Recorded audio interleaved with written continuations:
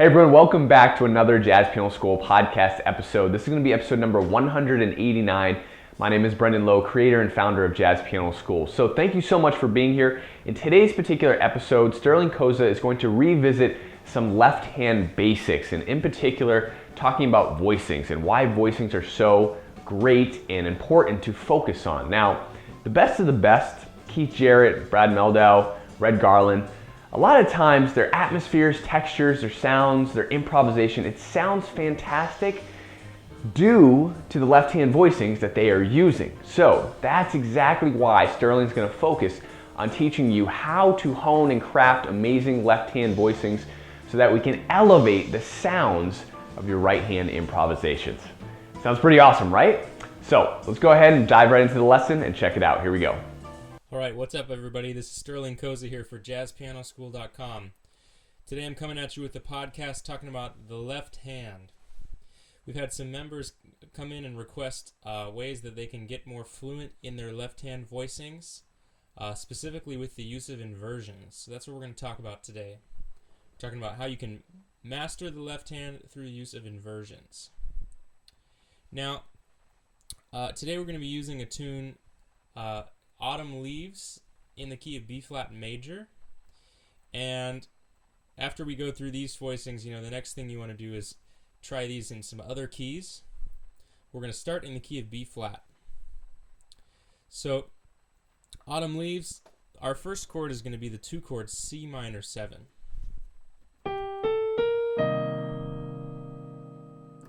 Right, and so the first thing you're going to want to be able to do is play each of these chords in their root position. Our left hand voicings are always going to start departing from the root position, right? So our root position C minor 7 is going to look like this.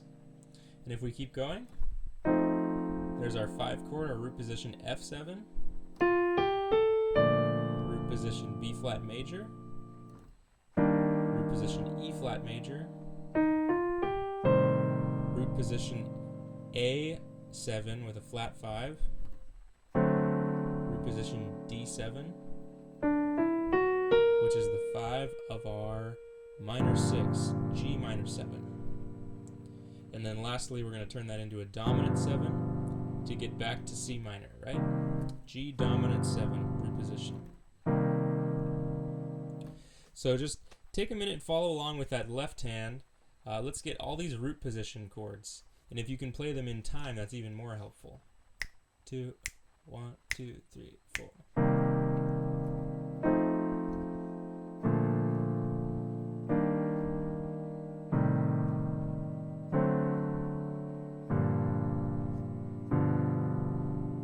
You can even try adding in some rhythms.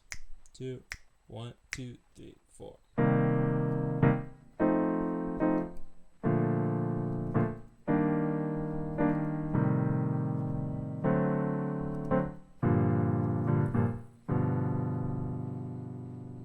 So that's going to be our basic framework to start. Now, someone also mentioned that they were interested in sounding like Keith Jarrett over this tune, Autumn Leaves. Now, you won't hear Keith playing these voicings with such big jumps in them. Now, how do we get the voicings to sound a little more cohesive? Well, this is where the inversions come in. Now, our goal is to get our voicings to sound more cohesive to where the top note is moving as little as possible. The best improvisers, Keith Jarrett, Brad Mehldau, Red Garland, all these pianists' left-hand voicings, you'll find in common that they move very little. Now, how do they do that? Well, let's check out these inversions and see how it's done. Now, our 7th chords, remember we jumped up a 4th to our F7, right? But if we take an inversion of this F7 and move our E flat down an octave and our C down an octave, we've got the same chord, this time with an A on top instead of an E flat. An inversion, all it is just a flipped version of an existing chord. So if we've got the A on top this time, that moves very closely from the B flat on top of C minor 7 down to our F7 with an A on top this time. We'll call it the second inversion. And that leads us nicely to our next chord, B flat major 7. So that's how we're coming up with these inversions. Now, one thing that can be useful to practice is all of the inversions of each chord in this progression. This is sort of a circle of fifths progression that we're using over Autumn Leaves, and the reason I picked this one is because it uses the largest number of these chords within one key, right? So if you practice Autumn Leaves in the key of B flat, you're going to have all these voicings under your hand, and if you go to play it in G, for example, then you'll have all those voicings in the key of G. So it's a really good practice tool. So here's what all of the inversions in C minor 7 would look like. Here's the first, second, and third inversion back to the original. Okay? So our seventh chords have 4 different versions. And you want to be able to play these all with your left hand.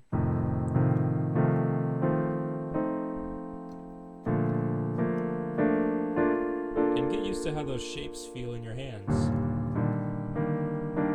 I'm just taking it through all of the chords. There's our A half diminished and our D7.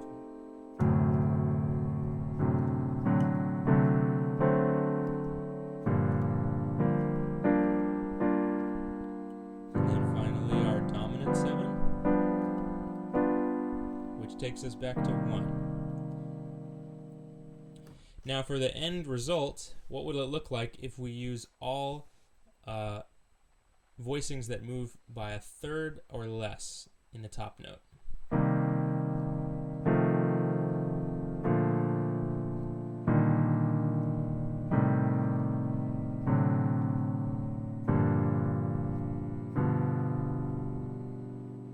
Alright, so my hand wasn't jumping around as much like before. We're getting closer to sounding like Keith in this left hand. Now, what can we do to make it sound even better? Well, the next step is to jump away from these rooted voicings. If we've got a bass player with us, we can play rootless voicings. And this means instead of sevenths, we can play ninths, right? This might be a more familiar sound. C minor 9 with a C in the bass. Got this upper structure on top with a D, the ninth on top. Sounds a little hipper than our minor 7 to begin with. Now we can do the same thing here, where we go through all of the ninth voicings in each key. If you're having trouble thinking of which ninth voicing is which, it can be helpful to have a root in there. So here's our C minor 9 voicing. Here's an F9 voicing. B flat major 9. E flat major 9. For the A half diminished, we can have a natural 9 on top.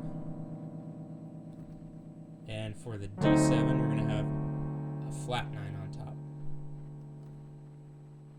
And there's our G minor 9. If it gets too muddy, you can always take it up an octave. Now, what will it look like if we start to do some inversions? Well, let's go through and get all of them under our hands first. C minor,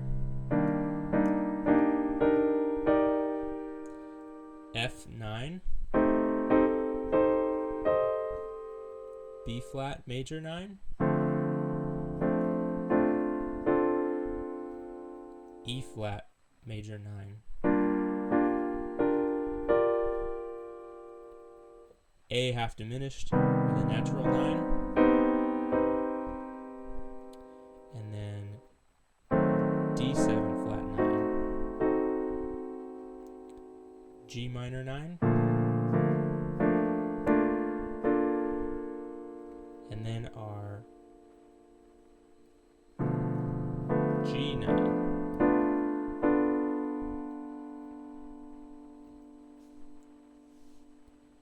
Alright, now if we go back and find the whole progression, starting from our first voicing, here's what it would look like with good voice leading.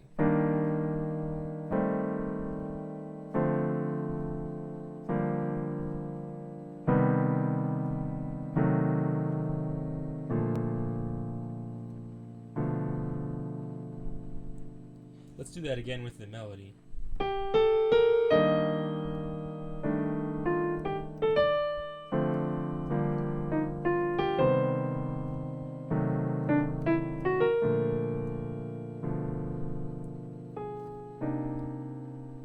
Now there's some other options for chords you can play over some of those dominants at the end.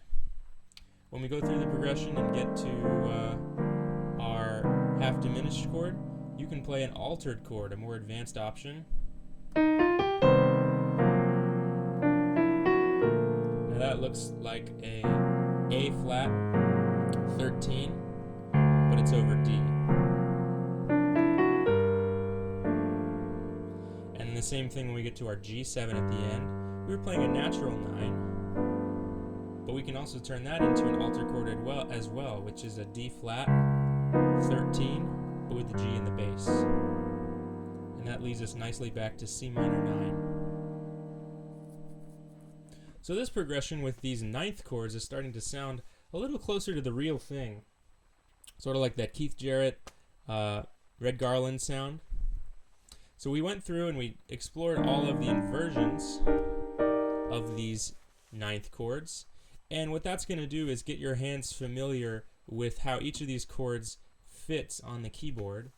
And then when you go to pull out those voicings in combination, they're going to feel a little more familiar, so that you have everything you need when you go to play a tune like Autumn Leaves, for example.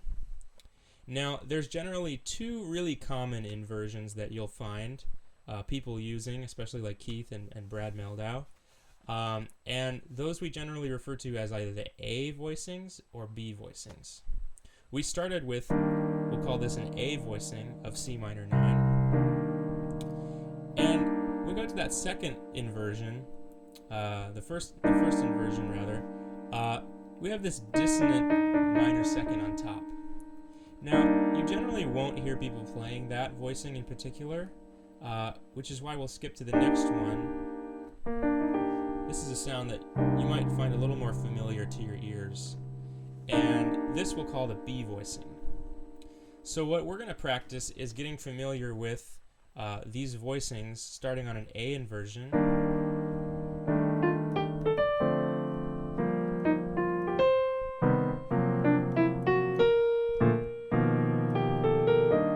and also starting on a B voicing.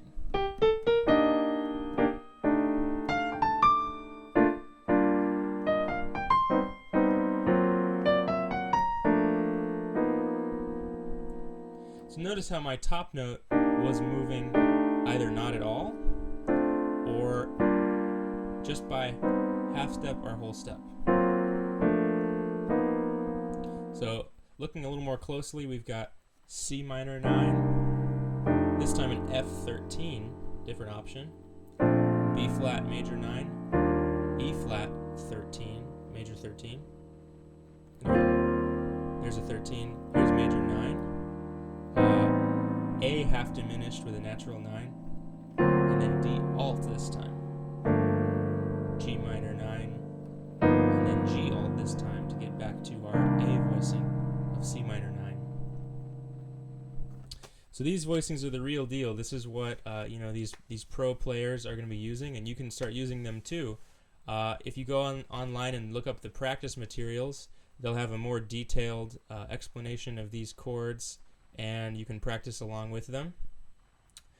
After you get used to playing the melody with these voicings in the left hand, then you can start to improvise.